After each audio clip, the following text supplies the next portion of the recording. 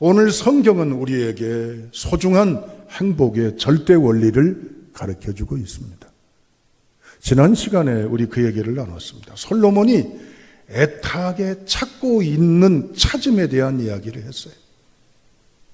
1절에 보면 어디에 지혜자가 없습니까? 애타게 찾는 거예요. 그리고 세상에 돌아가는 상황을 적재적소, 요소를 잘 분별해 가지고 선후, 좌우, 최선, 차선 등등을 명확하게 명쾌하게 가르쳐 줄 만한 그런 이제는 탁월한 지혜자가 어디 없느냐 그 얘기예요. 솔로몬은 개인적으로 본인 똑똑한 사람입니다. 자기 나름대로 자부심도 있어요. 대단하다고 하는 일종의 자긍심도 충만합니다. 그런데 나이를 들어갈수록 그 자신이 자기를 멀찍이 눈 감긴 시력이 약한 모습이 아니라 정확하게 주도 면밀하게 살펴볼수록 자기 자신의 부족, 연약, 문제점에 괴로워하고 있는 것입니다. 그래서 솔로몬은 노년에 바라본 자기 자신의 모습이 후회스러운 거예요. 한탄스럽고 실망스러운 겁니다. 그래서 어디 지혜자가 없습니까? 애타게 찾고 있는 거예요. 남들은 자기 보고 똑똑하다고 그러지만 아는 게 없는 거라. 어디 사리분별해서 자기에게 가르쳐줄 대상이 없냐고 묻는 거예요. 솔로몬으로 하여금 명석하고 기발한 판단력이 있다고 사람들이 혀를 내둘지만 자기 자신이 그렇지 못한 겁니다. 그래서 지난 시간에 했던 얘기입니다. 행복의 근원, 행복의 절대 능력은 뭐예요? 지혜예요. 지혜 9가지에 대해서 말씀을 드렸잖아요. 물론 지혜라고 하는 단어가 주는 의미를 쪼개볼 때 9가지 의미가 있지만 꼭 9가지 전부는 아닙니다. 그러나 보편적으로 그렇다는 거예요. 그러면 기억을 더듬어 보십시오. 훈계, 명철, 현명, 의로움, 공평, 정직, 슬기, 지식, 근신. 이걸 좀 쉽게 표현한다면 바로잡음, 분별, 유능, 사랑, 중용, 성실, 민첩, 경험, 계획. 인생의 다양한 순간 상황에 놓여도요, 나름대로 사람으로서는 아주 탁월한 역량이 바로 뭐냐? 지혜라고 하는 것이에요. 여러분, 저나 여러분들이나 지혜자가 될 수 있기를 축복합니다. 그래서 행복자가 되시기를 주님의 이름으로 축원합니다. 그런데 물어봅니다. 지혜는 어디서 사요? 누구로부터 받을 수 있어요? 어디 가야 돼요? 솔로몬이 찾잖아요. 지혜자가 누굽니까? 사리분별할 자가 누굽니까? 라고 찾잖아요. 그러면서 2절부터 4절에 등장하는 단어가 뭐예요? 왕이 나오잖아요. 여기서 말하는 왕은 자기를 말하는 게 아니라고 그랬잖아요. 지존하신 우리의 왕 야훼 하나님, 하나님이 지혜를 주신다 그 말이에요. 하나님이 주시는 지혜에 붙들려야 9가지의 속성이 내 안에서 작용되어서 내가 그런 그릇도 못 되고 그런 역량도 안 되는데 내 안에 놀라운 변화의 역사가 나타나서 나로 하여금 행복자가 되게 한다. 할렐루야. 그렇다면 왕 되신 하나님의 은혜 안에 있을 때 내리시는 지혜를 좇으면 어떤 행복자의 삶을 살 수가 있을까? 1절 다시 읽어보시겠습니다. 읽습니다. 누가 지혜자와 같으며 누가 사물의 이치를 아는 자이냐? 사람의 지혜는 그의 얼굴에 광채가 나게 하나니 그의 얼굴에 사나운 것이 변하느니라. 아멘. 하나님의 지혜가 내게 임하면, 나를 압도하면요, 결론, 내가 변합니다. 여러분, 1절의 말씀은 단순히 지혜가 있으면 사람이 바꿔져요 라는 일종의 현상을 얘기하는 게 아니에요. 자기 체험이에요. 내가 왕이지만 자기 자신을 보면은 하나님 앞에 참 말씀드린 대로 부족한 사람, 내가 일은 많이 했지만 내가 참 딱딱한 사람, 날카로운 사람, 주도 면밀하긴 하지만 숨 막히는 사람, 어떤 면에서 인상이 굳어있는 사람, 어떤 면에 사무적인 사람, 어떤 면에서는 대단히 이제는 딱딱하고 날카로운 민감한 사람, 이걸 깨달은 거예요. 그리고 나서 그가 늙고 난 다음에 생각해 보니까 시간도 지났고 헛세월 살고 정신 차리고 보니까 하나님 안에 있어야 인간의 가치, 인간의 의미, 인간의 바람직한 모습이 채워지고 뿜어나더라. 그걸 느낀 거예요. 다 같이 1절을 다시 한번 읽어보실까요? 1절 읽어보시죠. 누가 지혜자와 같으며 누가 사물의 이치를 아는 자이냐. 사람의 지혜는 그의 얼굴에 광채가 나게 하나니 그의 얼굴에 사나운 것이 변하느니라. 사람의 지혜라고 그랬는데 여기서 말하는 임금 왕 솔로몬뿐만 아니라 사람들을 말하는 것이 아니라 하나님의 지혜를 받은 그 사람을 말하는 거예요.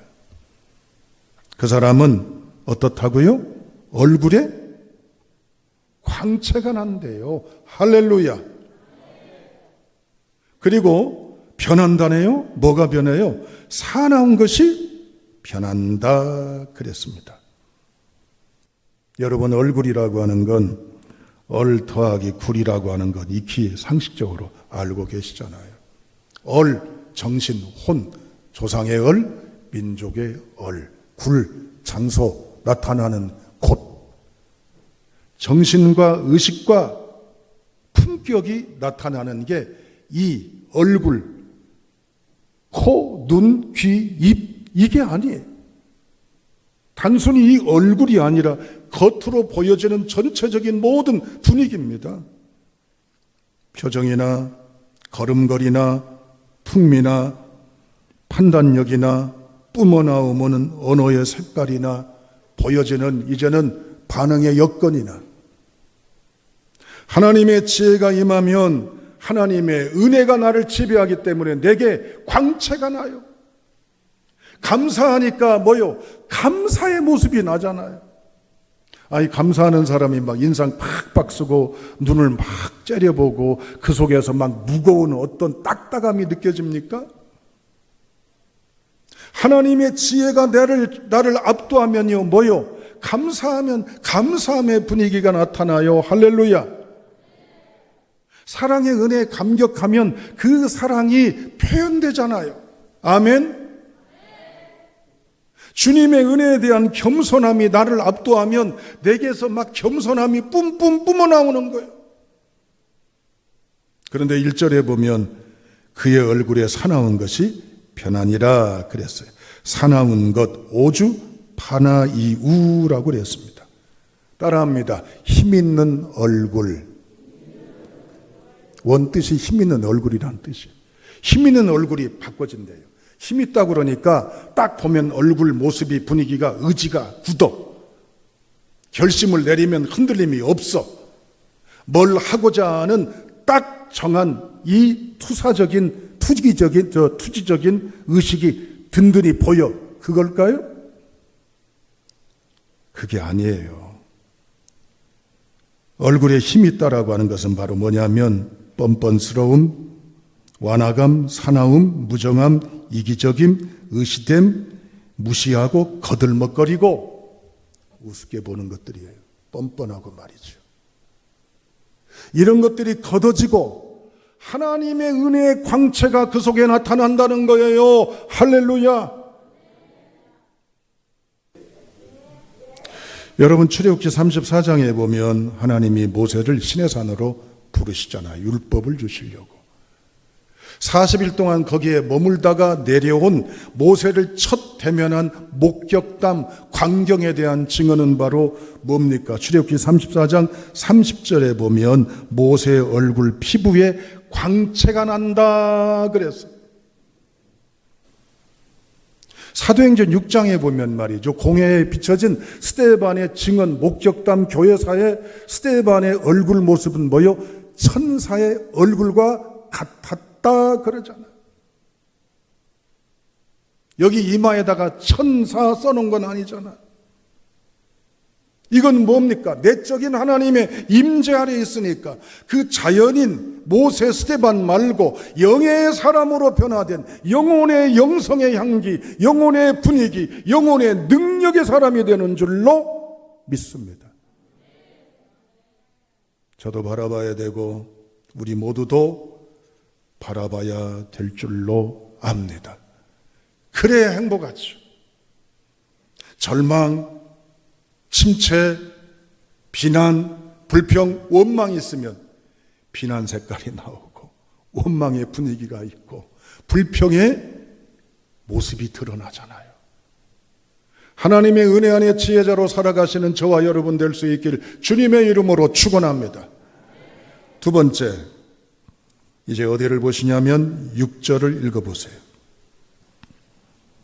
6절을 읽습니다. 시작.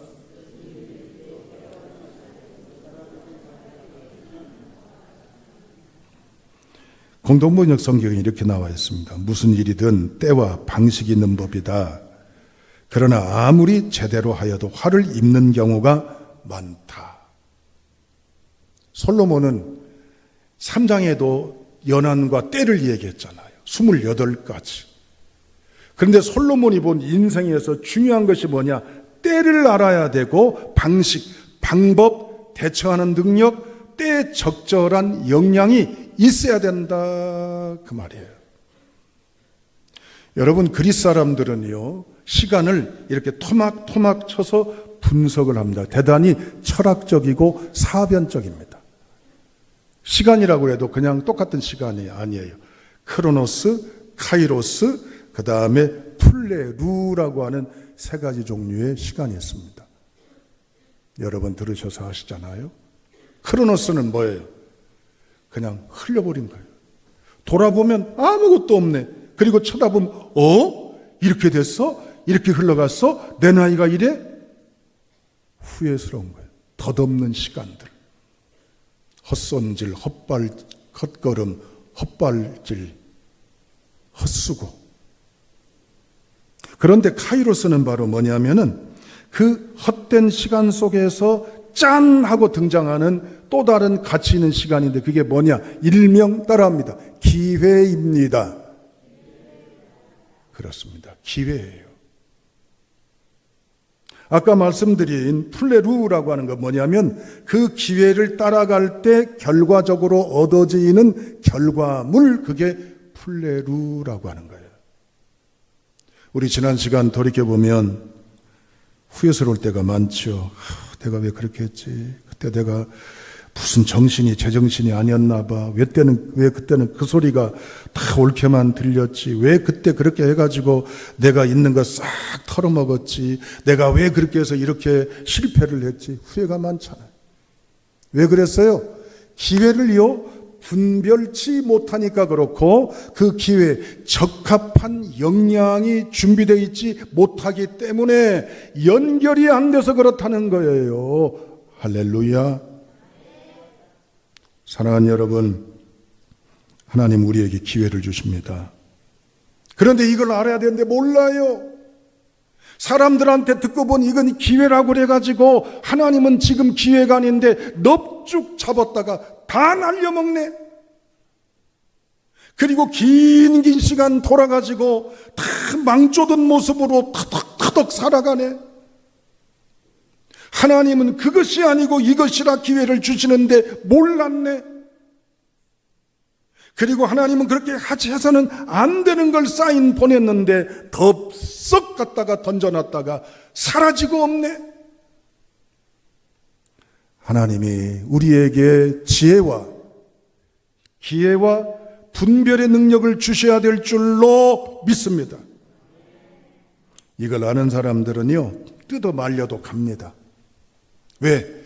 하나님의 때가 느껴지니까, 하나님의 사인이 느껴지니까, 하나님의 소리가 들리니까, 하나님께서 요청하시는 명령이니까. 남들은 그렇게 하면 안 되잖아, 고생이잖아, 그렇게 하면 힘들잖아 그러지만 본인은 그 길을 가는 거요. 왜? 하나님이 내리신 지혜에 붙들리니까. 우리 모두도 하나님의 은혜 지혜에 붙들려 살아가시는 복 있는 성도가 될 수 있기를 주님의 이름으로 축원합니다.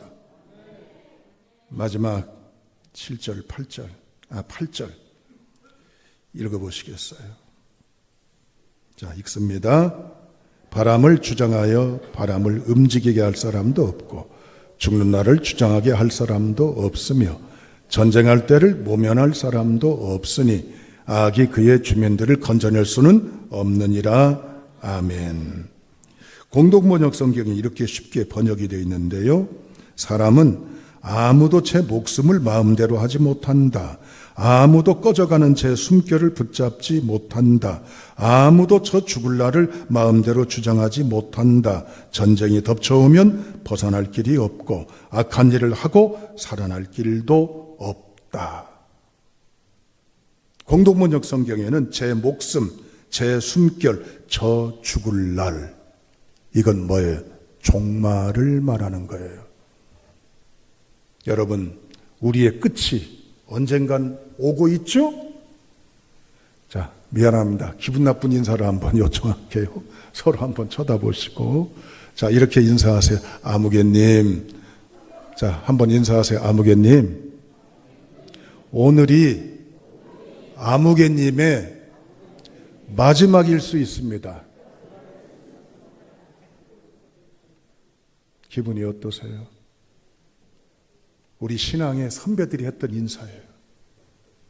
사도행전의 초대교회 때 문 열고 나가면 어떻게 될지 모르는 이 분초 사이에 어떤 일이 벌어질지 모르는 심각한 위기와 죽음이 기다리고 있는 상황, 내일을 보장할 수 없는 상황 속에 오늘 모였다가 흩어지더라도 서로 만나는 그 순간에 나누는 권면이 뭡니까? 오늘 지금 여기가 마지막일지도 모르니 하나님 은혜 안에 거하는 자가 됩시다.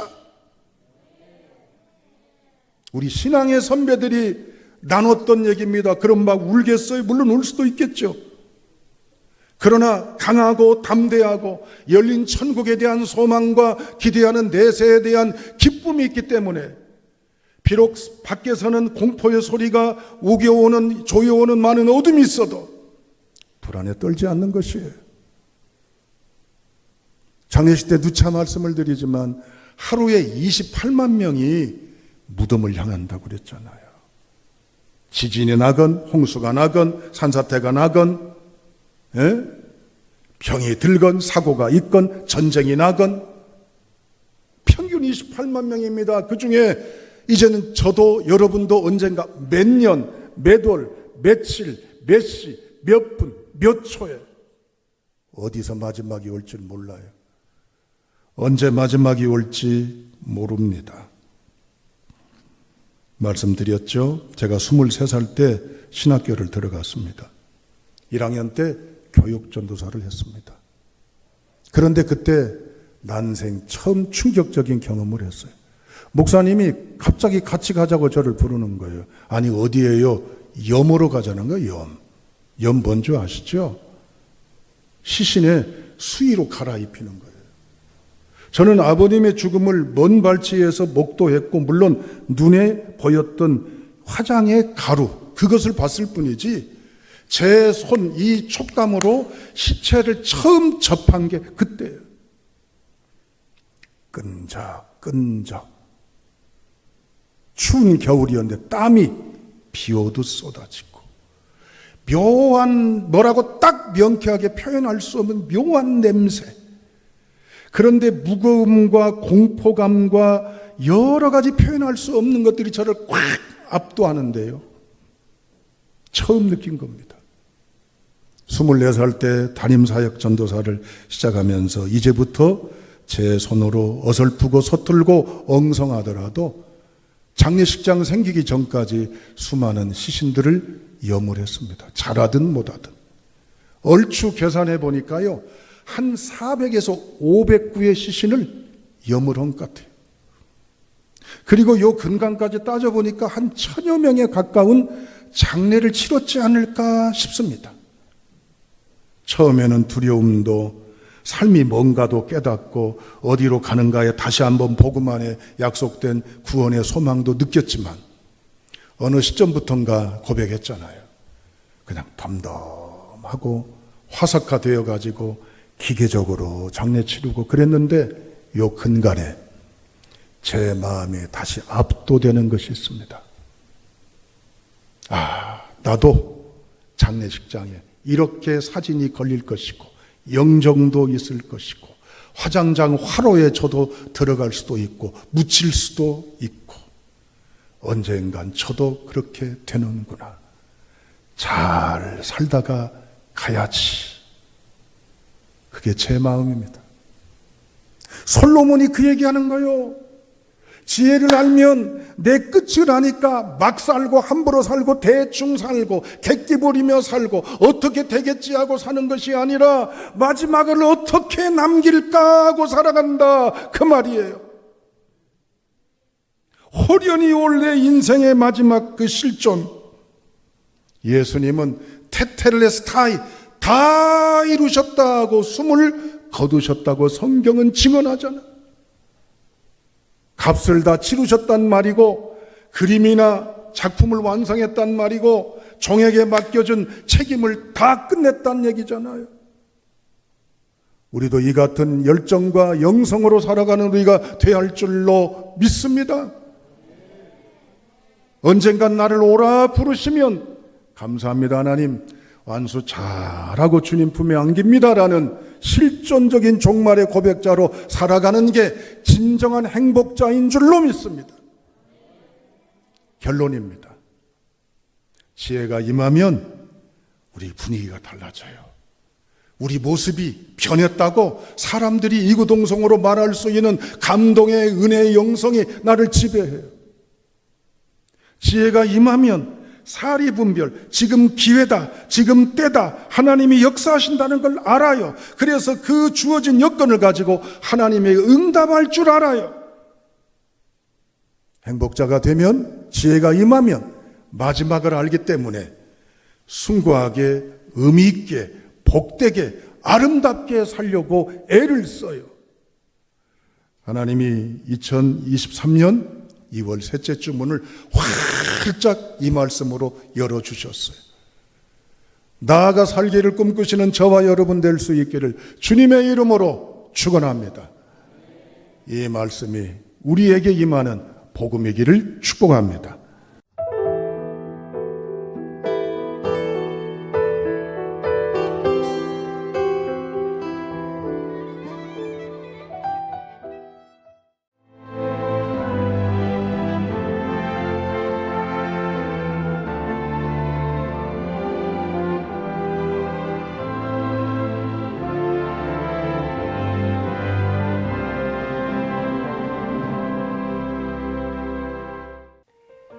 CBS를 사랑해 주시는 전남 지역 청취자 여러분, 안녕하십니까?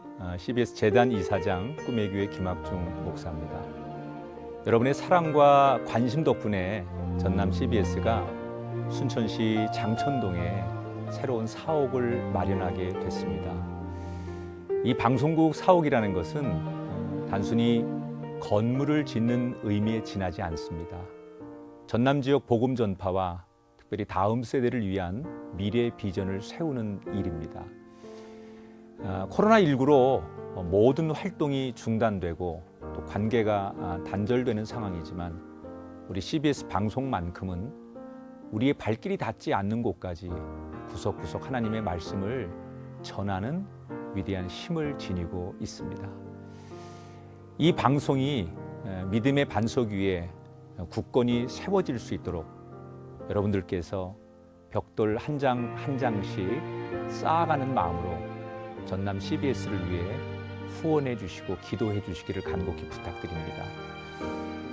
여러분의 이 작은 행함이 CBS를 통해서 교회 공동체를 회복하고 누군가의 믿음을 소생시켜 줄 굳게 믿습니다. 여러분 한 분 한 분을 축복합니다.